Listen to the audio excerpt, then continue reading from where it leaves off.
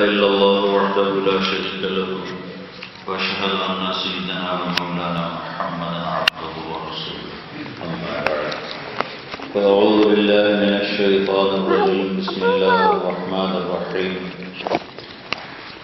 من عمل صالحا فلنفسه ومن أساء فعليها وقال تعالى من عمل صالحا من ذكر أو أنثى وهو مؤمن فلنحيينه حياة طيبة ولنجزينهم أجرهم بأحسن ما كانوا يعملون وقال النبي صلى الله تعالى عليه وسلم إنكم لتموتون كما تنامون وتبعثون كما تستيقظون وتحاسبون بما تعملون ثم إنها لجنة أبدا أو لنار أبدا أو كما قال صلى الله تعالى عليه وسلم. میرے محترم بھائی اور دوستو، انسانی علم بہت ترقی کر چکا ہے اور لوگوں کو اپنی معلومات کے بڑے دعوے ہیں اور اپنے آپ کو پڑھا لکھا بھی بہت سمجھتے ہیں، لیکن ایک کتنا سادہ سا سوال ہے جس کا جواب آج کے بڑے سے بڑے علاموں کے پاس کوئی نہیں اگر اس کو اللہ کے علم کی روشنی نصیب نہیں ہے کہ میرا پیدا کرنے والا کون ہے، مجھے کس نے بنایا ہے۔ یہ کتنا بنیادی سوال ہے اور کتنا اہم سوال ہے کہ مجھے کس نے پیدا کیا ہے۔ میں پاکستان میں پیدا ہوا، یہ سویڈن میں پیدا ہوا، یہ بنگلہ دیش میں پیدا ہوا، یہ مصر میں پیدا ہوا، کیا اپنا چناؤ ہے؟ خود چاہا؟ یہ یہاں پیدا ہوئے مسلم صاحب، ان کا اپنا انتخاب ہے۔ ایک افریقہ میں پیدا ہوتا ہے کالے رنگ کا، کیا اس کا یہ اپنا انتخاب ہے؟ تو کس نے کیا ہے؟ کون اس زندگی کو وجود دیتا ہے؟ یہ میرا سب سے پہلا سوال ہے۔ اگر میں اسے حل نہیں کر سکا تو ممکن نہیں کہ میں زندگی کی راہوں میں صحیح راستہ اختیار کر سکوں۔ دوسرا آسان سا سوال، موت کسے کہتے ہیں؟ میں نے کچھ دنیا بھی پڑھی ہے، کچھ دین بھی پڑھا ہے۔ پہلے میڈیکل میں تھا، پھر وہاں سے دین میں آ گیا۔ تو میڈیکل کی کتابوں میں 200 جواب ہیں موت کسے کہتے ہیں، موت کیا چیز ہے، 200 جواب۔ اور 200 جواب کا مطلب ہے کہ ایک بھی ٹھیک نہیں ہے، اس لیے 200 ہے کہ ایک بھی ٹھیک نہیں، یہ بھی ہو سکتا ہے، یہ بھی ہو سکتا ہے، یہ بھی ہو سکتا ہے، اور اس میں سے ایک بھی نہیں جو ٹھیک ہو۔ اور اس کا ایک جواب اللہ نے دیا ہے۔ میں بھی اللہ کی بات یا اللہ کے علم کی بات نہیں کر رہا، انسانی علم کی بات کر رہا ہوں۔ میں اس غبارے سے ہوا نکالنا چاہتا ہوں کہ ہم بڑے پڑھے لکھے لوگ، کہ زندگی کا سب سے بڑا سوال ہے میرا مالک کون ہے، میرا پیدا کرنے والا کون ہے۔ اب میں مرنا نہیں چاہتا تو میں کیوں مر جاتا ہوں؟ کون مرنا چاہتا ہے؟ تو پھر میں کیوں مرتا ہوں؟ اور یہ موت کبھی جوانی میں، کبھی بڑھاپے میں، کبھی بچپن میں، کبھی بغیر کسی بیماری کے، یہ کیا چیز ہے؟ کیوں آتی ہے؟ کیا موت یہ اختتام ہے، اینڈ آف دا لائف ہے، یا اس کے بعد کوئی اور چیز بھی ہے؟ چونکہ انسانی بے بسی کا عالم ہے، آپ ذرا غور فرمائیں کہ خواہشات اتنی زیادہ ہیں کہ حد کوئی نہیں، اور ان کو پورا کرنے کے لیے اسباب بہت تھوڑے ہیں اور عمر اس سے بھی تھوڑی ہے۔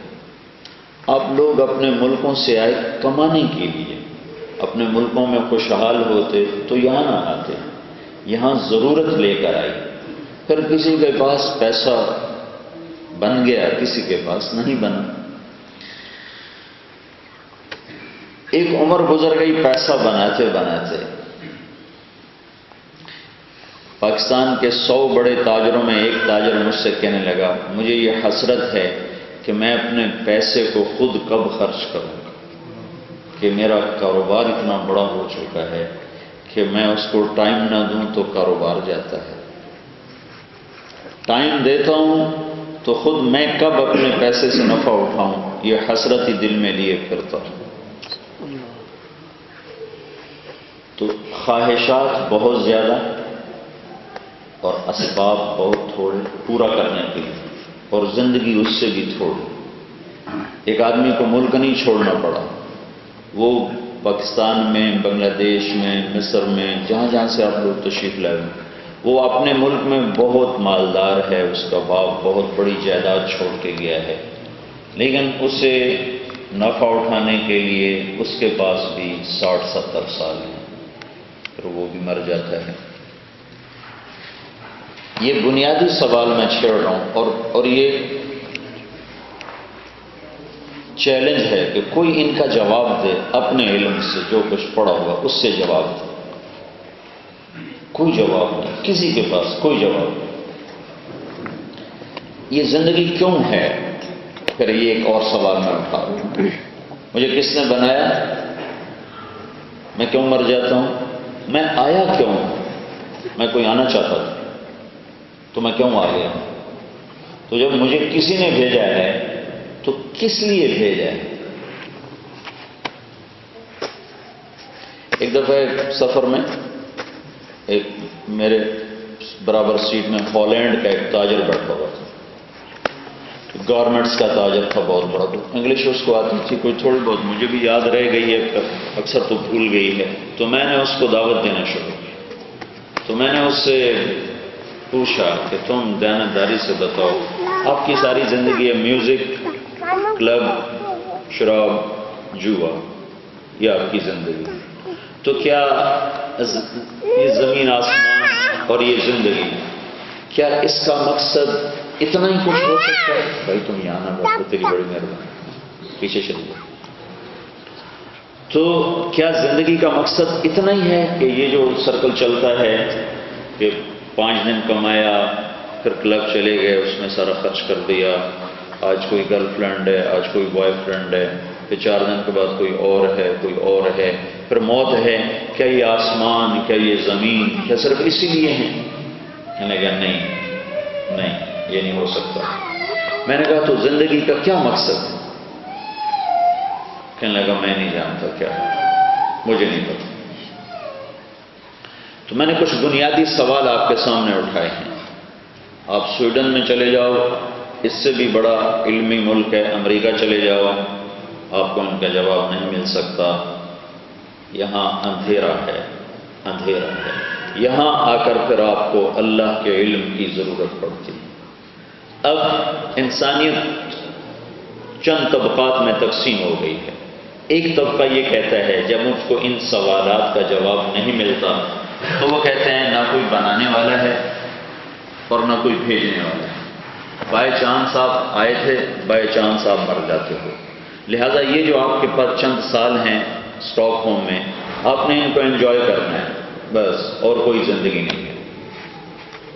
یہ ایک بہت بڑا طبقہ ہے، اربوں انسان اس پر چل رہے ہیں، ارب انسان۔ کئی ارب ہیں جو یہ کہتے ہیں کچھ نہیں، یہ کو آج کا فلسفہ نہیں کہ ڈارون تو ابھی 1882 میں مرا، 1882 میں ڈارون مرا ہے، تو اس کو تو کوئی 150 سال بھی نہیں ہوگا۔ یہ تو فلسفہ یونان ہے، عیسیٰ علیہ السلام سے بھی پہلے کا یہ فلسفہ ہے کہ زندگی خود شروع ہوئی ہے، خود ہی ختم ہو جاتی ہے، نہ کوئی بنانے والا ہے نہ کوئی مارنے والا ہے، اپنے آپ ہی پیدا ہوتے ہیں، اپنے آپ ہی مر جاتے ہیں۔ یہ زمین آسمان ایسے ہی قائم رہیں گے، اس میں آنے والے